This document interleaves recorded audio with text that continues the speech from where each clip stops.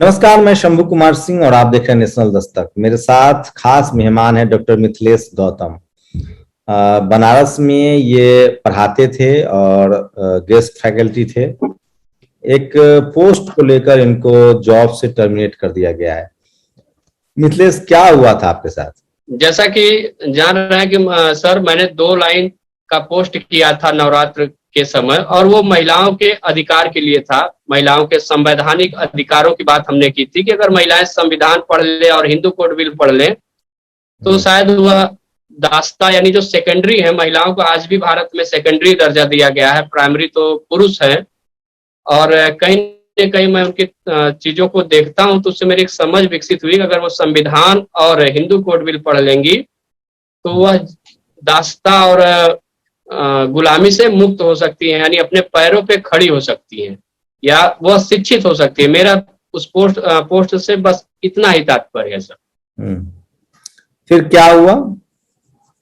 फिर सर, मेरी इस पोस्ट के बाद कुछ जो कि लड़के हैं, जो कि काशी विद्यापीठ में सवर्ण मानसिकता के हैं, और वो एबीपी संगठन और कुछ विश्व हिंदू परिषद संगठन, इन सब से जो कि जुड़े हैं, आरएसएस से जुड़े हैं, उनको मेरी इस पोस्ट पर आपत्ति हुई और वो अपने द्वारा जो कि अपने पोस्ट पर मेरे अगेंस्ट में गालियां लिखना स्टार्ट किया कि ये हिंदू धर्म के अगेंस्ट में है और सारी चीजें हैं, व्रत रखने में क्या जो है, इनको बहुत नौटंकी है, ऐसी है वैसी है, गाली गलौज लिखना स्टार्ट किया और संगठित होते चले गए।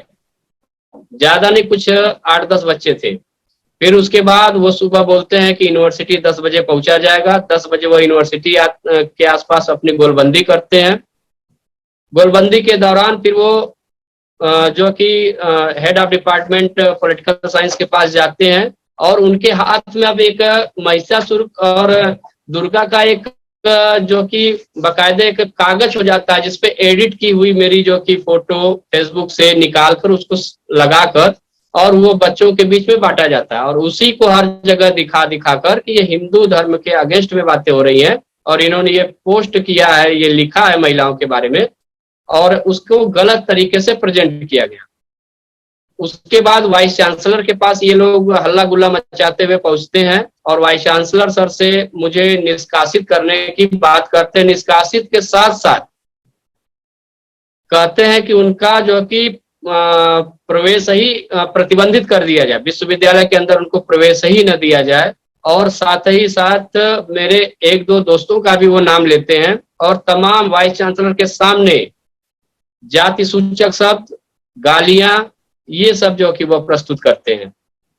और वाइस चांसलर उनके दबाव में आकर 2 ही 3 घंटे में मुझे जो कि टर्मिनेट का आदेश, जो कि मुझे सोशल मीडिया से प्राप्त हुआ, एवं मुझे कैंपस से प्रतिबंधित कर देते हैं। क्या नाम है आपके वाइस चांसलर का?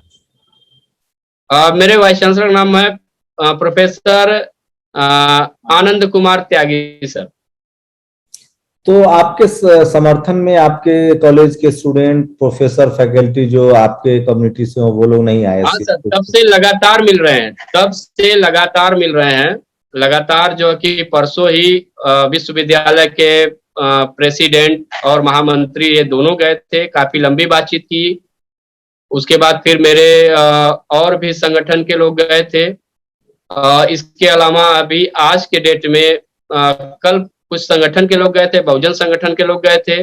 आज मुझे जहां तक जानकारी हुई है कि मेरे यूजी और पीजी के पढ़ाए हुए बच्चे जो वर्तमान में छात्र हैं वो गए थे। और फिर जो कि इसी क्रम में फिर एक जो कि मंडल गया था जिसने कि दिखाया कि यह पोस्ट एडिट की हुई है और इसका इस पोस्ट को आप क्या पढ़ाते हैं प्रोफेसर साहब? मैं पॉलिटिकल साइंस में भारतीय संविधान पढ़ाता हूं और Indian constitution of India and political, second semester में पॉलिटिकल थियरी पढ़ाता हूं, एंड थर्ड में जो कि भारतीय राज्य व्यवस्था एमए में पढ़ाता हूं। इसके अलावा जो ज्वलंत मुद्दे हैं, पॉलिटिकल इश्यूज जो हैं, जैसे जातिवाद, धर्म, क्षेत्र, भाषावाद, सांप्रदायिकता, कुछ टॉपिक वो भी मैं पढ़ाता हूँ। आपने पीजी में सर। की है, कहाँ से की है, किस सब्जेक्ट से की है? मैंने सोशल जस्टिस पे, पॉलिटिकल साइंस में, दलित वर्ग पे मेरी पीएचडी है, दलित वर्ग एवं सामाजिक न्याय।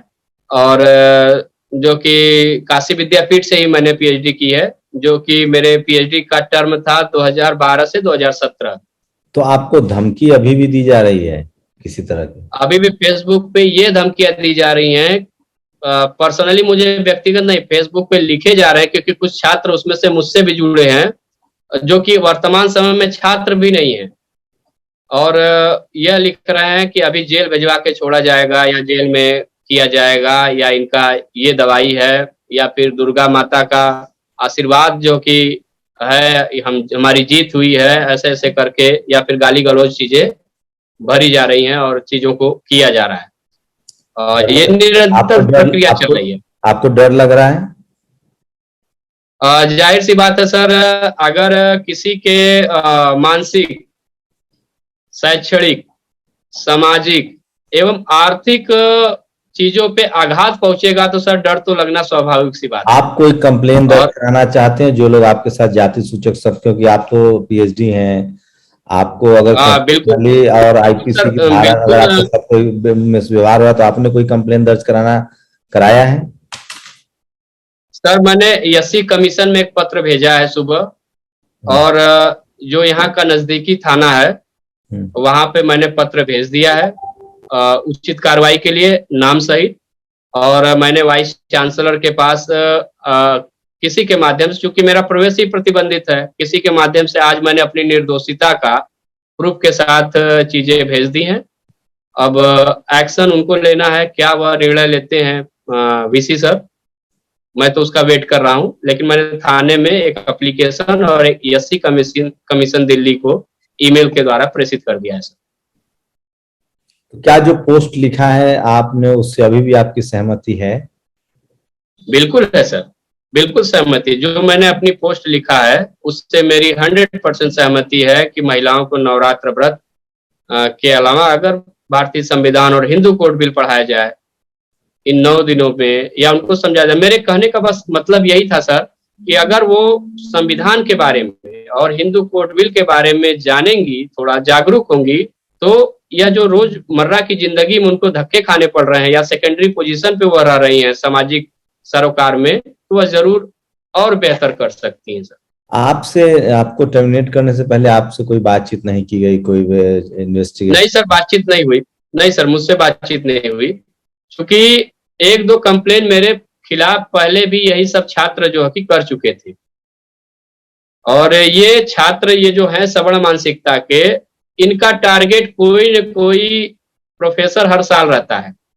एक बार तो इन्होंने प्रोफेसर सुशील गौतम सर, जो कि वर्तमान में बड़े पद पे हैं, प्रोफेसर हेड एंड डीन हैं, अभी भी हैं सर, इनको बकायदे मारे पीटे, कोई कार्रवाई नहीं हुई सर, कोई निष्कासन नहीं हुआ इन छात्रों पे, अराजक तत्वों पे।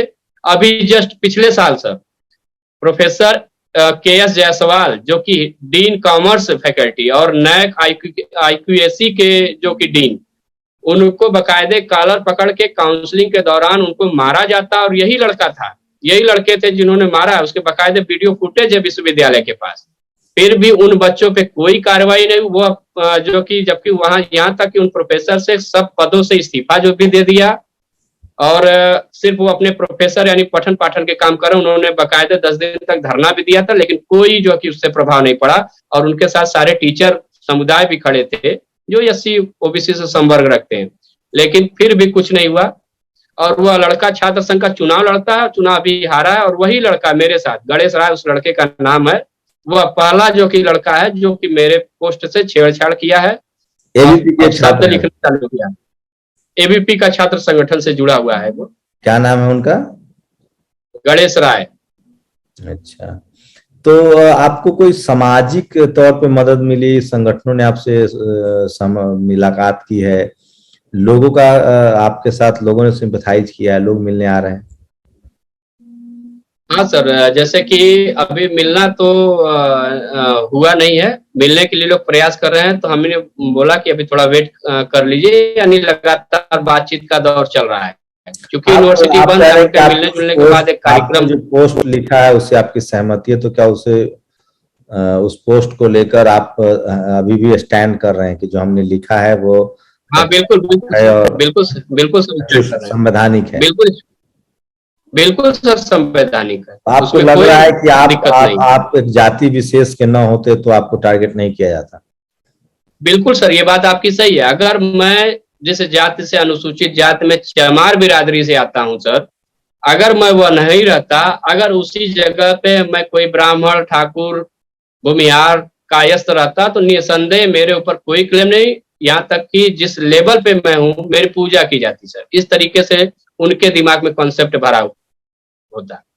लेकिन चूंकि मैं चमार बिरादरी से हूँ, इसलिए आए दिन जो कि इस तरीके की विद्वेष की भावना, और मेरे ही साथ नहीं है, ये यूनिवर्सिटी में तमाम अध्यापकों के साथ दोयम दर्जे का व्यवहार होता चला आ रहा है। लेकिन कोई अध्यापक इसके खिलाफ गोलबंद और बोलने के लिए तैयार नहीं है?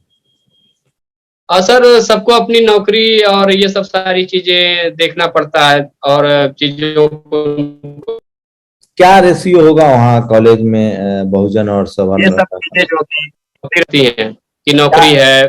तो आप भी तो अभी हिंदू धर्म में ही हैं। नहीं सर, जहां तक मुझे लगता है कि हिंदू धर्म की स्थितियों से मैं अलग हो चुका हूँ और मैं बौद्धिस्ट हो चुका हूँ सर।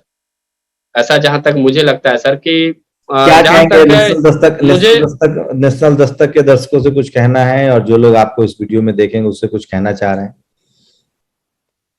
सर हम यही कहना चाह रहे हैं कि बाबा साहब का कहना था कि गुलाम को गुलामी का एहसास करा दो तो वह विद्रोह कर गुलामी की सारी जंजीरें तोड़ देगा। तो इस हिसाब से हम लोग को पढ़ने लिखना और भी सशक्त होने की जरूरत है। और यह भेदभाव मेरे ही साथ नहीं, आए दिन किसी न किसी दलित छात्र की हत्या कर दी जा रही है, किसी के पानी पीने का अभाव में कर दिया जा रहा है। आज मेरे साथ टारगेट हुआ है, कल आपके साथ भी होगा। तो जितना हो सके उतना संगठित हो, जितना हो सके उतनी अच्छी से अच्छी आधुनिक पढ़ाई करें सर। उसको जाने की आधुनिकता वास्तव में आपके जो कि बातचीत अपनी बना के रखे। आपके वाइस चांसलर ने संगठित आपके वाइस चांसलर ने आपको कोई नोटिस नहीं दिया, कोई इन्वेस्टिगेशन के लिए नहीं बुलाया, कोई बातचीत नहीं हुई? अभी तो नहीं दिया है सर। शुक्रिया मिथिलेश जी। ये थे डॉक्टर मिथिलेश, जो कि प्रोफेसर थे और एक फेसबुक पोस्ट को लेकर इनको नौकरी से टर्मिनेट कर दिया गया। सवाल है कि इस देश में एससी एसटी ओबीसी माइनॉरिटी के साथ ये सब कब तक चलता रहेगा? बगैर किसी इन्वेस्टिगेशन के, बगैर किसी जांच के, बगैर नोटिस को नौकरी से निकाल दिया था। अभी जम्मू कश्मीर में यही हुआ था, एक शेड्यूल कास्ट पर आरोप लगाया गया, उसकी जांच हो गई, उनसे पूछा तक नहीं गया और उन्होंने सुसाइड कर लिया। तो आप लोग बेहतर समझ सकते हैं, मैं बार बार कह रहा हूं कि जातिवाद जो है वो अब media, judiciary, college, university, bureaucracy और बिजनेस में है, जो पावर सेंटर्स हैं। पूरी बातचीत पर आप लोग की अपनी प्रतिक्रिया जरूर दीजिएगा। शुक्रिया डॉक्टर मिथिलेश, हमसे बातचीत करने के लिए। थैंक यू सर, जय भीम। नेशनल दस्तक की आपसे गुजारिश है कि अगर इसको बचाना चाहते हैं तो नेशनल दस्तक को सब्सक्राइब करने के लिए रेड कलर के सब्सक्राइब बटन को दबाएं, फिर बेल आइकन की घंटी दबाएं। नेशनल दस्तक को बचाने के लिए बहुत जरूरी है कि हर खबर को शेयर करें, लाइक करें, कमेंट जरूर करें।